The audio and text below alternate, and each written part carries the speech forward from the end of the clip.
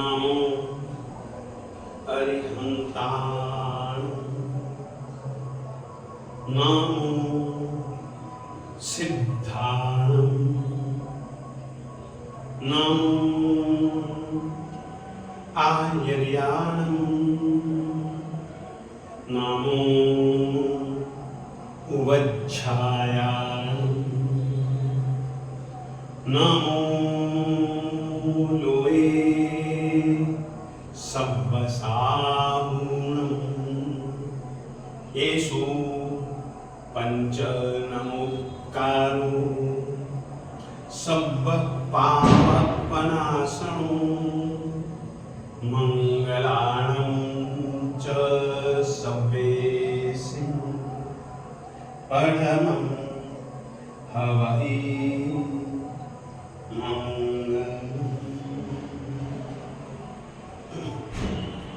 नामाकृति द्रव्यभावहि उन्नतस्त्री जगज्जनम क्षेत्रे काले च सर्वस्मिन् अर्हता समुपास्महे आदिमं पृथिवीनाथ मादिमं निष्परिग्रहम् आदिमं तीर्थनाथं च ऋषभ स्वामिनं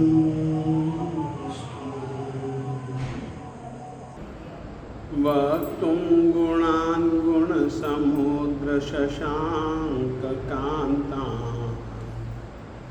कस्ते क्षमः सुरगुरु प्रतिमोऽपि कल्पान्तकालपवनोद्धतनक्रचक्रम् को वा तरेतुमलमम्बुनिधिं भुजाभ्य। जिस समय परमात्मा की आत्मा मां के गर्भ में आती, इंद्र को पता लगता है। इंद्र अपने सिंहासन से नीचे उतरता है। परमात्मा के माता की नगरी की तरफ कुछ कदम बढ़ाता है, बैठता है, नमुत्थु नमस्कार करता है। नमस्कार करते हुए उस आत्मा के गुणों को स्मरण करता है, गुणों को याद करता है और गुणों के अनुरूप जो शब्द हैं उन शब्दों को बोलता हुआ वह एक पद बोलता है, स्वयं संबुद्धानम। परमात्मन, आप स्वयं संबुद्ध हैं। स्वयं संबुद्ध का मतलब है कि उनको समझाने वाला कोई दूसरा नहीं, वे स्वयं सब कुछ समझ चुके हैं। और सचमुच में इस छोटी सी घटना से हमको लगेगा कि नवलोकांतिक देवताओं ने आकर के जो प्रार्थना की वह एक प्रकार से बोध दिया नहीं, जाति स्मरण ज्ञान से ही वे समझ चुके थे। अब मुझको भोग में नहीं, अब मुझको एक योगी की तरह जीना है, भोगी की तरह नहीं। भोगी की तरह जीते जीते जीते जीते जीते जीते अभी तक तो मैं कहीं पर भी नहीं पहुंच पाया। योगी की जिंदगी तो जीनी ही पड़ेगी, योगी का मतलब केवल इतना है, जो कि अपनी आत्मा से जुड़ जाता है वह योगी कहलाता है। आत्मा से जुड़े बिना पूर्ण रूपेण आत्म कल्याण असंभव है। मुझे अब योगी बनना है, योगी बनना है, अब मैं योगी बनूंगा। अभी तक की जिंदगी तो मैंने गंवाई, कई भव भी मैं इन्हीं भोग वासनाओं में, इन्हीं कषायों और इन्हीं इंद्रियिक विषयों के चक्कर में पढ़ करके मैंने इतने भव खो दिए। ये भव मैं नहीं खोना चाहता। अब मैं दीक्षा लूंगा, अब मैं सम्यक चारित्र को ग्रहण करूंगा। अब मैं रत्नत्रयी की पूर्ण रूपेण शुद्ध साधना करके स्वयं की आत्मा को शुद्ध बुद्ध मुक्त बनाऊंगा। अब तो मुझको वो क्षमता पैदा करनी है जिस क्षमता के लिए मैंने चक्रवर्ती के भव में एक धर्म चक्रवर्ती तीर्थंकर की आत्मा के पास में दीक्षा ली थी।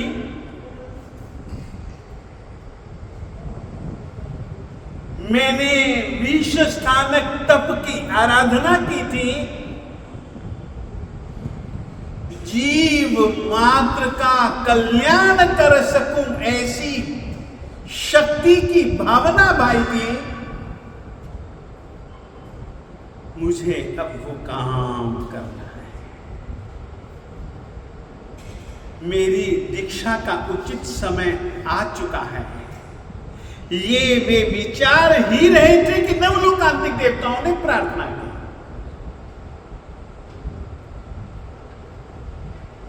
परमात्मा घर पर आ गए। अब उन्होंने सोचना चालू किया कि मैं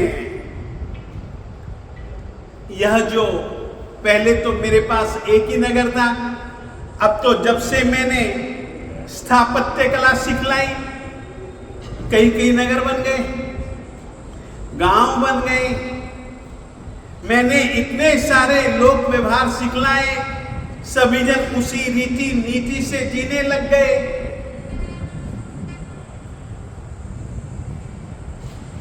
प्रजा बिल्कुल लौकिक जीवन जी रही है। मुझे अब एक दूसरा जीवन जी करके पा करके कुछ फिर देने की शुरुआत नए सिरे से करनी है। इसके लिए व्यवस्था को कैसे जमाऊं? वे नई व्यवस्था के लिए मन ही मन में एक योजना पक्की कर लेते हैं और बहुत जल्दी से जल्दी उन्होंने नई व्यवस्था जमाने के लिए अपने पुत्रों को बुलाया, अपने मंत्रियों को बुलाया, सामंतों को बुलाया, जो उनके आज्ञानुवर्ती हजारों राजा लोग थे, उन लोगों को भी बुलाया। जितने भी ज्यादा से ज्यादा जल्दी से जल्दी इकट्ठे हो सकते थे उन सभी जनों को बिठाया। सब जन एक दूसरे का मुंह देख रहे थे कि क्या बात है। ऐसे तो पिताजी ने कभी बुलाया नहीं था। पढ़ाते थे, लिखाते थे, समझाते थे, परंतु माहौल ऐसा तो कभी भी नहीं रचा। भरत ने खड़े होकर के हाथ जोड़ करके कहा, पिताजी आज्ञा दीजिए। लगता है कि आप कुछ सोच रहे हैं। हाँ भरत, तुम्हें याद है कि मैं वसंतोत्सव में गया था तुम सभी जनों के आग्रह से? हाँ, वहां पर और वहां से आने के बाद मैंने कुछ निश्चय किया। उस निश्चय में मुझे तुम सभी जनों के सहयोग की जरूरत है। सहयोग तो क्या, आप आज्ञा दीजिए। आपकी हर एक आज्ञा का पालन करेंगे।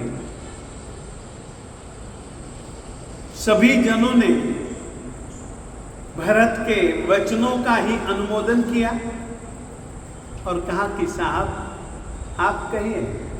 तो परमात्मा ने कहा कि देखो, अब भैया मेरा मन न संसार में, न सांसारिकता में, न भोगों में मैं समझ चुका हूं, मैं जान चुका हूं। निसार भोगों में सार ढूंढना, यह तो वैसा ही है तिलों के बदले में मिट्टी को पेलना तेल की आशा से। दही के बदले पानी को मथना मक्खन की आशा से।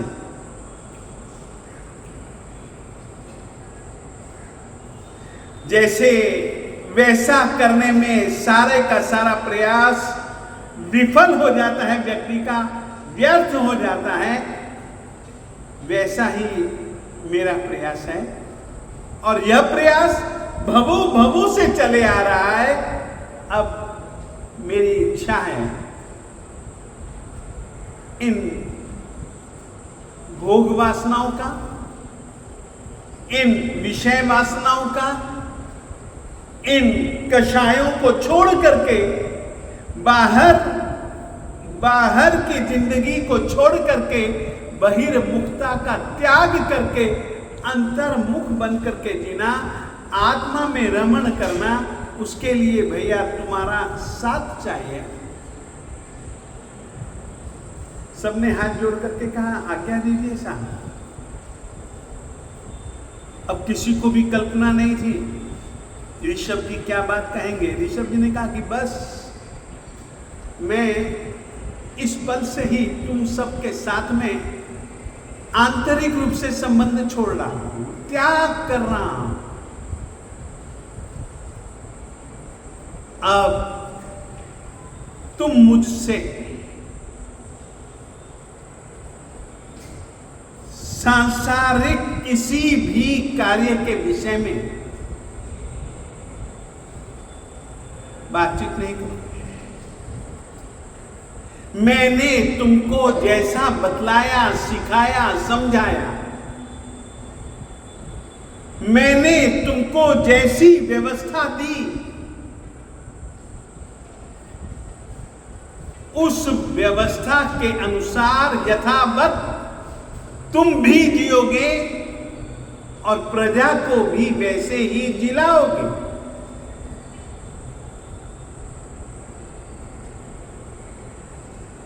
अब मेरी इच्छा है कि मैं भरत का राज्याभिषेक करवा दूं और भरत के अतिरिक्त भरत के जो 99 भाई हैं, उन लोगों को मैं इस रीति से राज्य का बंटवारा कर देता हूं। बाकी के भी जो राजा लोग हैं, उन सभी जनों का बंटवारा भी परमात्मा ने कर दिया। और बंटवारे के अनुसार परमात्मा ने किस व्यवस्था से जीना है, किस व्यवस्था से रहना है, आगे कैसी कैसी व्यवस्था बनानी चलानी है, द्रव्य क्षेत्र काल भाव को समझ करके क्या करना है, किस तरीके से मैत्री भाव से सभी जनों के साथ जीना है, सब कुछ परमात्मा ने सभी जनों को समझा दिया और कहा अब आज से यह सारे का सारा कार्य तुम्हारा, तुमको सौंपता हूं, मैं निवृत्ति ले रहा हूं।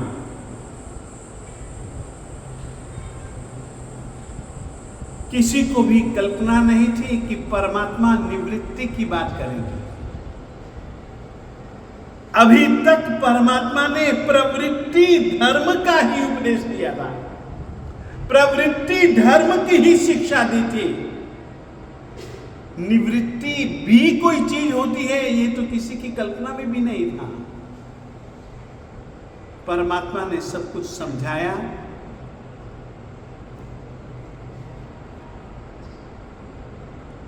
सभी जन हाथ जोड़ करके खड़े हैं। परमात्मा ने सामंतों को, मंत्रियों को कहा भरत के राज्याभिषेक की तैयारी करो। परमात्मा ने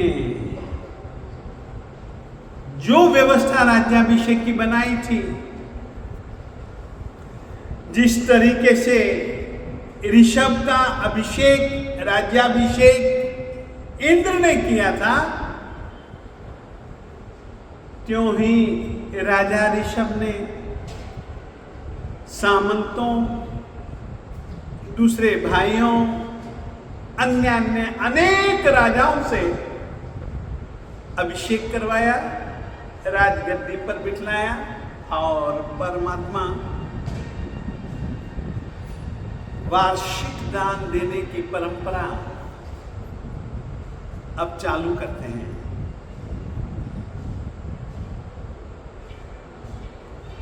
आज दिन तक किसी ने किसी से मांगा नहीं था, पुरुष से, कल्प वृक्षों से मांगा था और पाया था, परंतु ये एक पहला वातावरण सांवत्सरिक दान का, और परमात्मा सांवत्सरिक दान अब प्रारंभ करते हैं। सांवत्सरिक दान की परंपरा क्या है, क्या नहीं, इस विषय में कुछ बातें आगे कहूंगा, और परमात्मा का दीक्षा महोत्सव, कैसे परमात्मा दीक्षा ले रहे हैं, इत्यादि बातें यथा अवसर। और एक बात इतना जरूर कह दूंगा, दीक्षा ही वह चीज है जिसको जी करके आत्मा गुण समुद्र बनता है। गुणों को जागृत करने की प्रक्रिया का नाम है दीक्षा, और दीक्षा की पहली शर्त है त्याग, त्याग, त्याग, वैराग्य पूर्वक त्याग, सब चीजों का त्याग। दीक्षा की कहानी को लेकर के विषय को आगे बढ़ाऊं, इसके पहले कुछ आवश्यक बातें आपको बतला देना चाहता हूं, वह भी भक्तामृत से जुड़ी हुई है, परंतु क्रम से नहीं बतला करके मैं अलग अलग तरीके से बतलाऊंगा। इस श्लोक में देवादिदेव तीर्थंकर परमात्मा श्री आदिनाथ स्वामी जी के लिए एक विशेषण दिया है, गुण समुद्र। और सचमुच में हर एक भव्यात्मा में उतने ही गुण हैं जितने कि आदिनाथ स्वामी जी की आत्मा में थे या हैं। उस अपेक्षा से प्रत्येक भव्यात्मा गुण समुद्र बन सकता है। गुण समुद्र बनने के लिए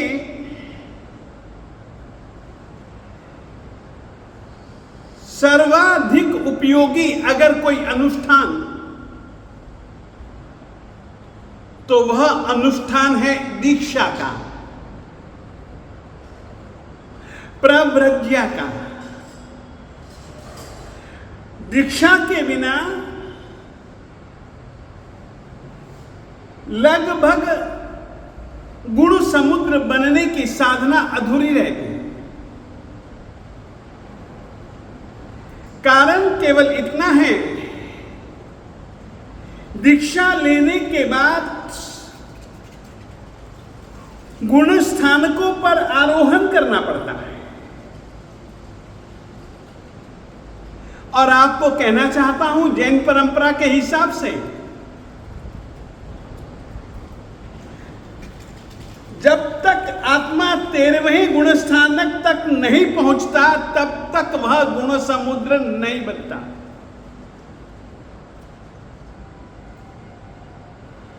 गुण समुद्र बनने के लिए यदि कोई साधना प्रारंभ करनी होती है, तो वह चौथे गुण स्थानक पर पहुंचा हुआ आत्मा ही आगे के गुण स्थानकों की यात्रा कर सकता है, अन्यथा नहीं कर सकता।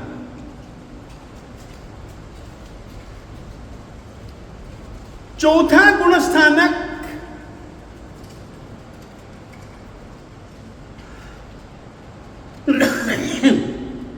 बेहद महत्वपूर्ण है और इतना महत्वपूर्ण है कि वहीं से ही यात्रा प्रारंभ होती है। याद रखिए, जैन परंपरा में जो अंतर यात्रा की विधि है, वो अंतर यात्रा की विधि और अंतर यात्रा का पथ अगर कोई है तो वो गुण स्थानक है। गुण स्थानक यानी कि आत्मा की एक अलग तरीके की गुणात्मक भूमिका। गुणों में भी कई कई प्रकार से तरतमता होती है। जो दुर्गुणों में तरतमता पाई जाती है, न्यूनाधिकता पाई जाती है,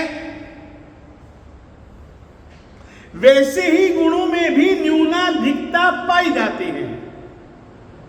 और न्यूनाधिकता, कम ज्यादा, उल्टा सुल्टा, विपरीत, एक ही जैसा, न जाने कई कई प्रकार की आत्मिक स्थितियां, भाव स्थितियां बनती हैं। जितनी आंतरिक भाव स्थितियां उतने गुण स्थानक,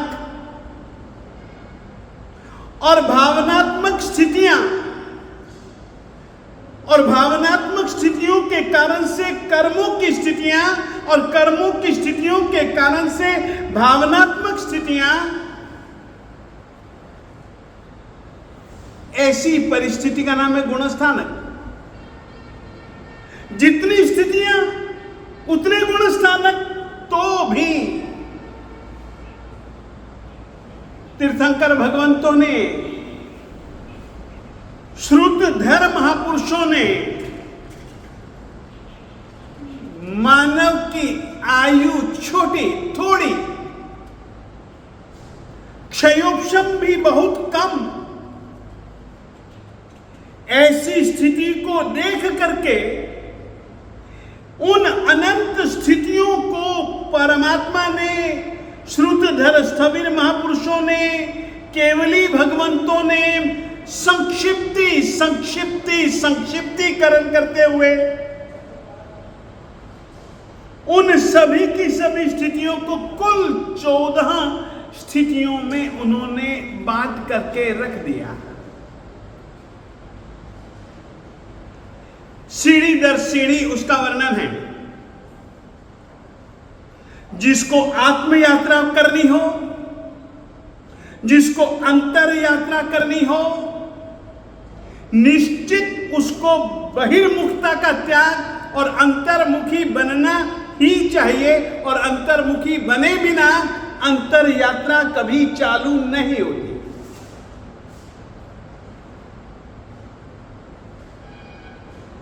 अंतर यात्रा का प्रारंभ सही दिशा,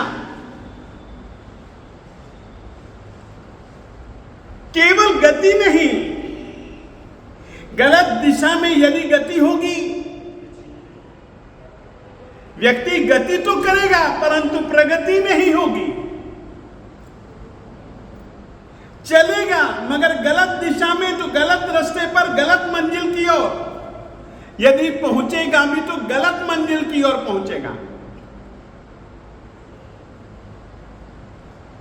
दिशा सही चाहिए, और सही दिशा यानी कि चौथा गुणस्थानक, और चौथे गुणस्थानक वाले के दिल में पहले तो सत्य के प्रति आग्रह भाव बनता है।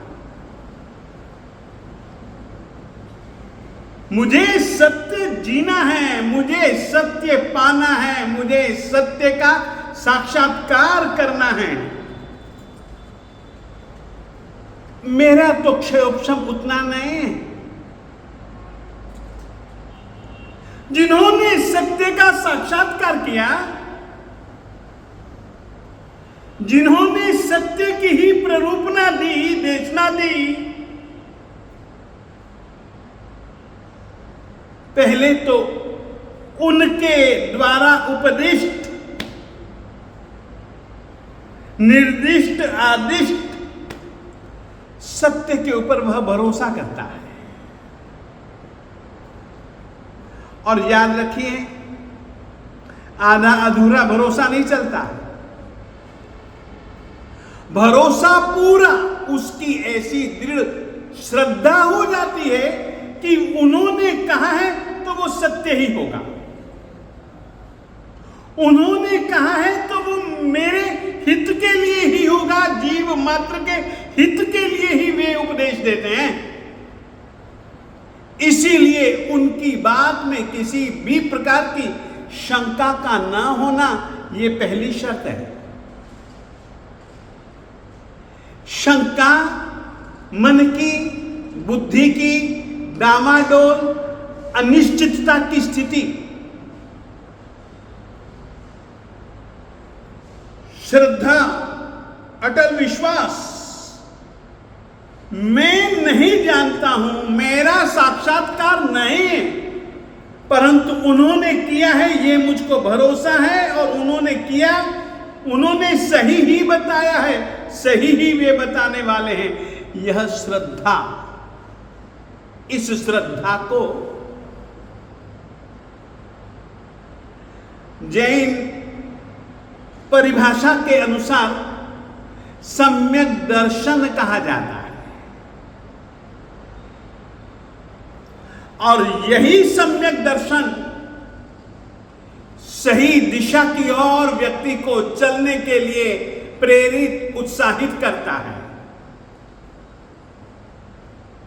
उस दिशा की तरफ चलने वाला व्यक्ति यह नहीं सोचता है कि मुझको ये पसंद है, ये नापसंद है, नहीं, उन्होंने जो कह दिया वही मेरी पसंद।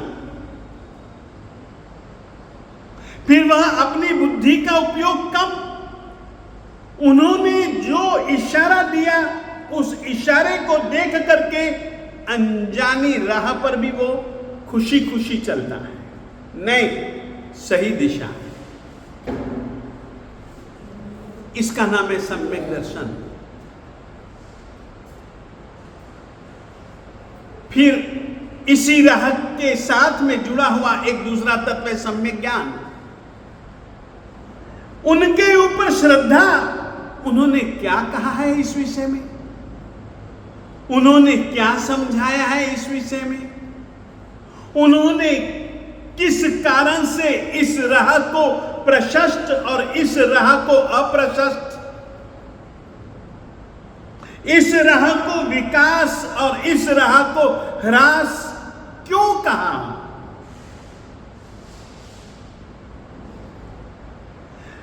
परमात्मा ने हेय, ज्ञेय और उपादेय के रूप में जो तत्वों का कथन किया है, उनमें से हेय को फिर वह छोड़ता है, उपादेय को ग्रहण करता है, ज्ञेय को जानता है। जिस तरीके से परमात्मा ने कहा, समझाया, उसको उसी रीति से जानना, इसका नाम है सम्यक ज्ञान। सम्यक दर्शन में श्रद्धा और रुचि की प्रमुखता है। सम्यक ज्ञान में स्वाध्याय, उनके द्वारा कहे गए वचनों पर, उनके द्वारा दिए गए ज्ञान पर निशंक श्रद्धा। सम्यक ज्ञान, जैसा उन्होंने कहा वैसा जानना, वैसा मानना सम्यक ज्ञान। वैसा मानना सम्यक दर्शन, वैसा मानना और वैसा जानना सम्यक ज्ञान। दर्शन और ज्ञान दोनों साथ में ही रहते हैं।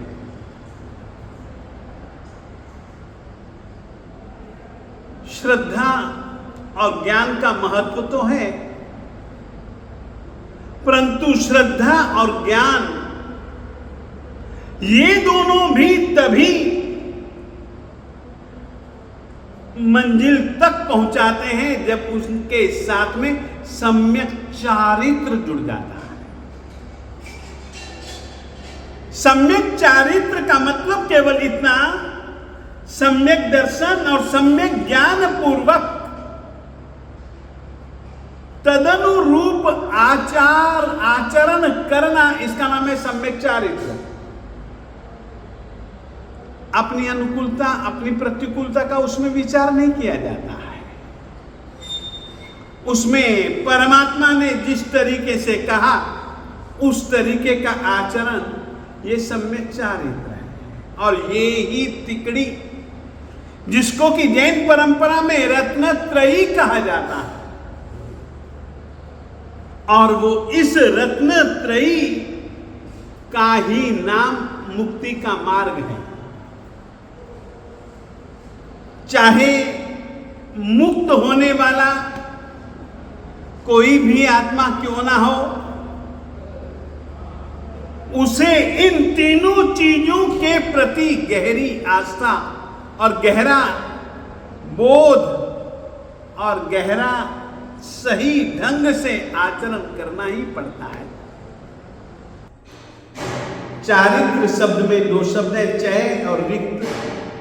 चय का मतलब है भवो भवों से संचित कर्म, रिक्त यानी कि खाली करने वाली जो साधना, वो साधना जो कि संचित कर्मों को बिल्कुल बिल्कुल बिल्कुल खत्म कर दे, क्षय कर दे, ऐसी साधना का नाम है चारित्र।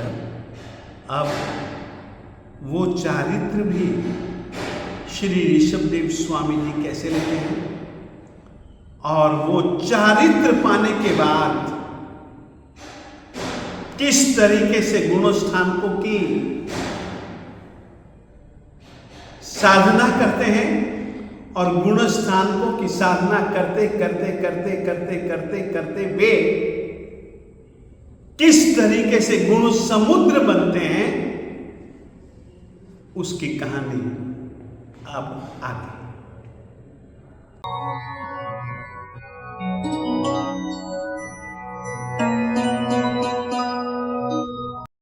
भवोदधि पार उतार पारस जिन, भवोदधि पार उतार, भवोदधि पार उतार पारस जिन, भवोदधि पार उतार। तुम नामे विषधर विषनासे, तुम नामे विषधर विषनासे, तू मंगल पदकार पारस जिन भवोदधि पार उतार।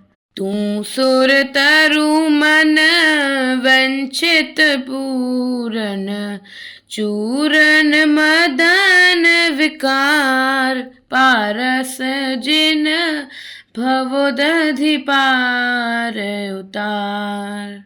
चरण कमल तुम सेवन का फल, दुखी नहीं नर नार पारस जिन भवोदधि पार उतार।